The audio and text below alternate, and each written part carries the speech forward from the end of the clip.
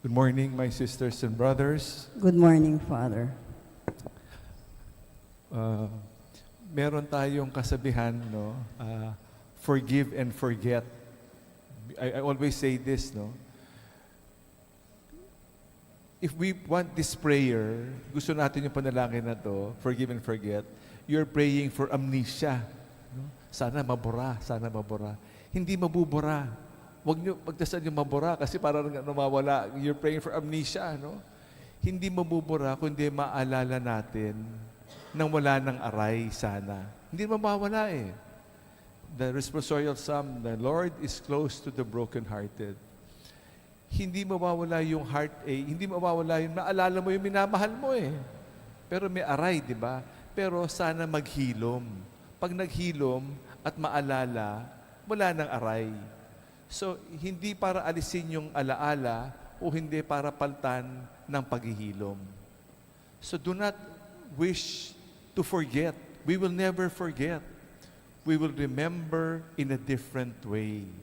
Please, huwag mo alisin yung memory yan. Huwag mo alisin yung memory yan. Nandiyan pa rin, pero wala nang aray. Balikan natin yung ating mga karanasan, di ba? Nung bata tayo, no? May mga tao nagbigay sa akin ng sakit. Pero ngayon, naalala natin, wala nang aray. Kasi naghilom na eh, naghilom. No? Lahat naman maghihilom eh, sa grasya ng Panginoon. Huwag tayo patuloy na nakakulong. Ayoko maalala, ayoko balikan. Yung ebanghelyo natin ngayon, ang mga Hudyo pumunta sa isang piyesta, ang Feast of the Tabernacles. Ano ba yung Feast of the Tabernacles? Piyesta it's also one of the three important feasts of the Jews. The Feast of the Tabernacle is the feast also known as the Feast of the Tents or the Feast of the Booths, yung mga tolda, no? To commemorate their 40 years in the desert. Nakatira sila sa tent eh. So, they call it the Feast of the Tabernacles, the Feast of the Tents, or the Feast of the Booths, di ba? Mga booths.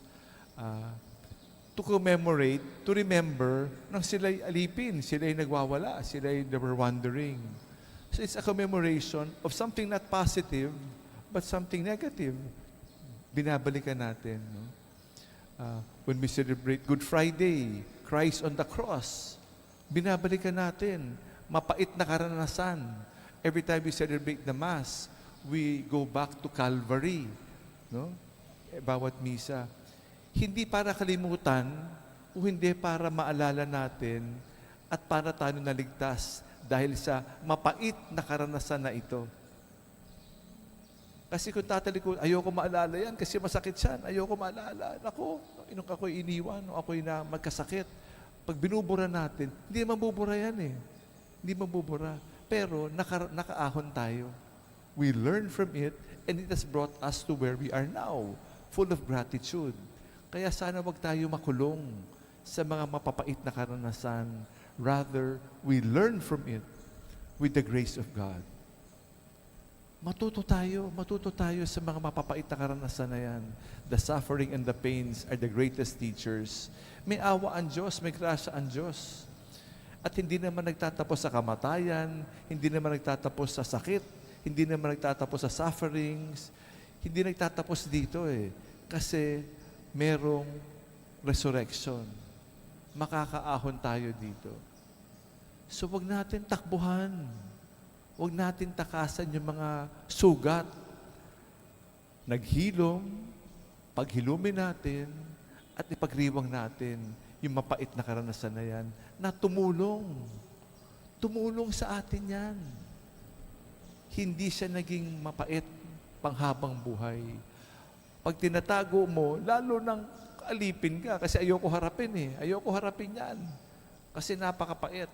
Mas lalong meron siyang hawak sa atin. Mas lalo tayong kinukulong. Learn from it. Celebrate it. No, taon-taon ipagdiwang natin. Ito yung itong araw na to, ako'y hiniwalayan. Ako'y nasaktan. No?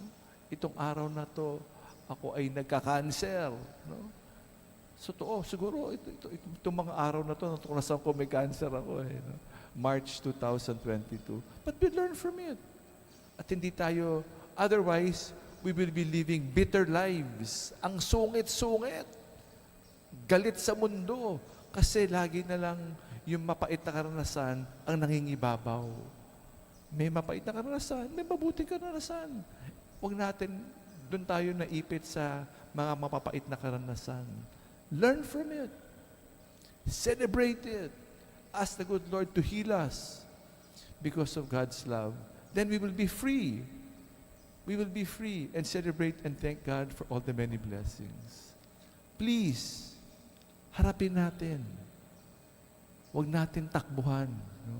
Yung cross, masakit, pero yun ang magdadala sa atin, sa ating kaligtasan. We will be set free with the grace of God. Full of joy. Full of joy.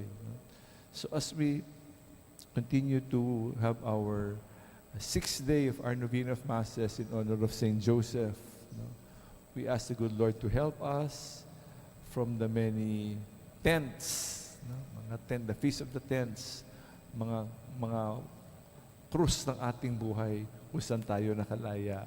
Salamat sa Diyos.